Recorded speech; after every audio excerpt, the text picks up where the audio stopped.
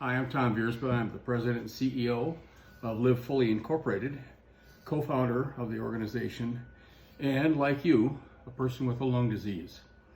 I'm one of the fortunate ones. I was diagnosed in 2007, and my doctor told me, stay active and you'll last longer. And I have, obviously. Living in the foothills of Colorado is a great place to stay active, and so it's been wonderful. So I would admonish you, don't give up, keep going forward, live fully, as we say. We want to talk to you today about a device called the Bubbler Bipath. As the name implies, we're using the bubbler, the little bottle that you have on your concentrator, and we're bypassing it, giving it a second path. The problem that we discovered is that if you don't have the bubbler on the machine, the air coming out arrives at your nose or your throat, in my case, at about 7% humidity. That is going to give you bloody noses, it's going to give you sore throats, it's going to give you whatever. If you use the bottle that comes with the machine, you end up with air that comes out of that bottle at 85% humidity, and as it travels through all of that tubing you have laying around your house, the temperature of the air goes down, but the amount of moisture in the tube does not. And eventually, as you have experienced, all of that returns to a state of liquid and enters your nose, or in my case, my throat, directly into my lungs. So we thought there's got to be a better way to do this. So we came up with a thing called the Bubbler Bipath. When you get this, it's going to come in several pieces. The first piece is right here, means the Bipath unit itself. Besides the Bipath unit itself, if you are a low flow person, up to 5 liters for instance, you will get a bubbler bottle with the black top. If you are a person with higher flow, 6 to 15, you'll get one with the white top. That's how you can tell the difference between them. You'll also get a 1-foot piece of tubing. You will get this piece of blatant advertising that actually has a use for it. These go on the bottles themselves, and in the process, it gives you a maximum and minimum line for the moisture, the water you have in the bottle, rather than the kind of hazy one that you see on the unit. We are also going to throw in one of these little things. This is a humidistat from what's normally used in a humidor for cigars. And what it does is it reads relative humidity and temperature. Confidence booster, if nothing else. We're going to throw them in. They're about $2 a piece, no big deal. This is a flow meter. These are expensive, believe it or not. It's a piece of plastic with a little bead that goes up and down. That's $22. I will talk to why you should probably get one of those yourself, and you'll get a business card. You'll get a hold of me directly if you've got a problem with the device. So, assembling this is very easy. Take your scissors, cut this. I will tell you that we went through a lot of steps to make sure everything is sterilized, including ultraviolet radiation. Inside of here, you'll see a desiccant bag. That just absorbs all of the moisture that may be in the device. You'll see the device itself. This is all medical grade components. And right here, I'll note there's a little piece of little marking on there. That is not calibration, that's simply a reference point. And that's important to know. So to assemble this, you have a short piece of tubing right here. Push it in the opening and pull back on it, and it's locked in place. The next piece is a 1-foot piece of tubing that's also sanitized already, and that attaches right on the end of that, just like that, and that's on there. You want to make sure everything is secure while you're doing this. This is the bubbler bottle itself. This, again, the black one is for the 0 to 5 liter per minute people. This goes right on here. This is a threaded connection. This is a threaded connection on here. You just put the two of them together. The bottom part that looks like a wing nut is the one that you will actually turn to lock everything down. And if I remember which way to turn it, it'll go very well.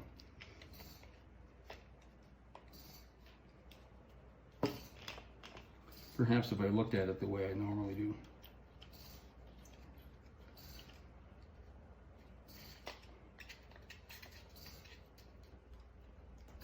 You want to make sure this is a firm connection. So that's on there like that. The next step is to simply pull this piece over here and push it just like that, and you're fully assembled. That's all it took. The next step will be to take this, blatant advertising, and affix it to the bottle itself.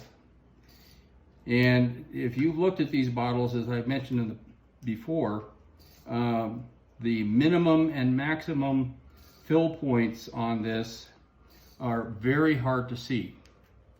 I would also really strongly recommend to you that you use only distilled water. You can get it at any grocery store. It's not expensive. These bottles, if you use tap water, even if it comes out of your refrigerator filtering system, they get pretty grody after about a month. If you're using distilled water, you don't have that problem. They're good for 6, 8, 10 months or better. All right, so take this off and align this with the lines that you will see barely on here. Just like that. And now you've got a very visible way to figure out whether you've got adequate water or not in the system. Next, we'll put it on the concentrator itself.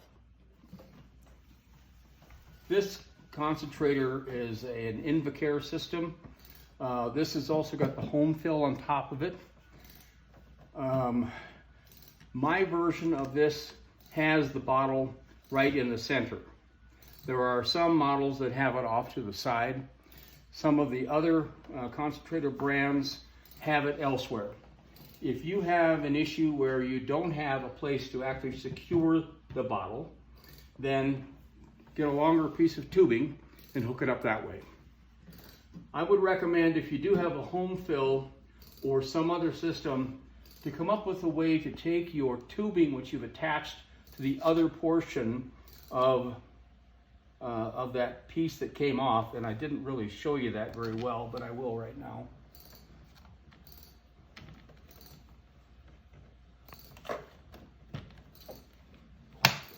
When you look at this, there's actually two pieces on here. This is the piece that slid on to the bubbler bottle. This is the bipath right here, and this portion right here is where you hook up your oxygen tubing. So it's simple. After you put water into the bottle, slide it into position, take that 1 foot piece of tubing that you've used, hook that up to where you're used to go, take your longer tubing and hook that up here. A note of caution here, by the way. When you use a home concentrator, you will set yours at 2 or 2.5 or 3 or whatever it is. If you're using at least 50 feet of hose, because of a thing called parasitic drag, you will lose 1/2 liter of your flow. So if your prescription is 3 liters, you better set your concentrator to 3.5 if you've got 50 feet or more hose, because you will lose all of that pressure. So at this point, we basically just turn on the device. You heard that sound before. And what we're looking for adjustment, which is done right here with this black lever, is we're looking for what you in the kitchen you would call a slow boil. The slow boil is just when it starts to bubble. That is going to give you in the range of 30 to 50% humidity, which is the Mayo Clinic recommended range.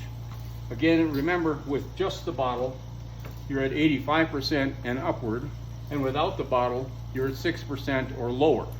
So we're right in the range. We typically have found that we end up at about 42 to 44%, which is pretty close. The way that you can figure that out by using that little humidistat that we're sending along, if you have a second bottle, just put that second bottle in your line and measure it on that. I will tell you, set it where it's comfortable. You don't want to have moisture in the hose, but you don't want to have no bubbles. If you're in that range, you'll no longer have bloody noses and you won't get waterboarded anymore. We are seeking your input. We want to know how to make it better. We're going to send along instructions on how to get that information back to us. And we appreciate you being willing to try this out. We hope it is just incredible for you. Thanks. A note on adjusting, you will see that the flow of the oxygen comes in this side and goes here. Part of it goes down, part of it comes across here, and the ratio between those two is measured by this small valve right here. And you see those points on there. Again, that is only a reference point. It's not calibrated. So the thing to keep in mind, if it's too dry, turn it to the left. And that closes this route off and forces more to go through the bubbler.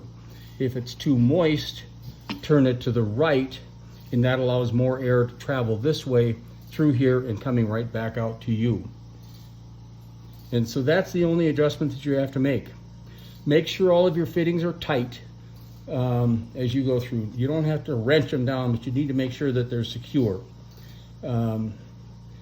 This should help you a lot.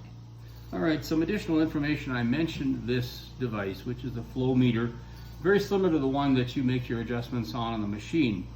I have that machine currently set at 3 liters.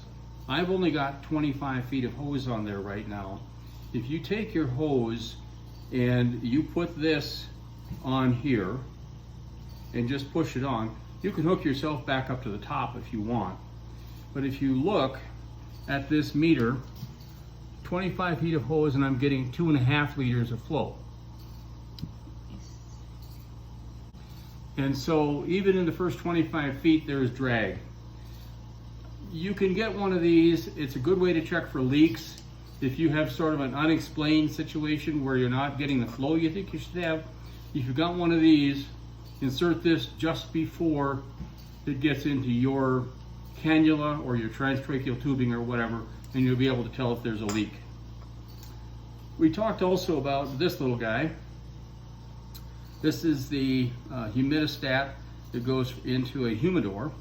And there is a way to do this. Obviously, if you've already got a bottle, you can retire that one and use the new one.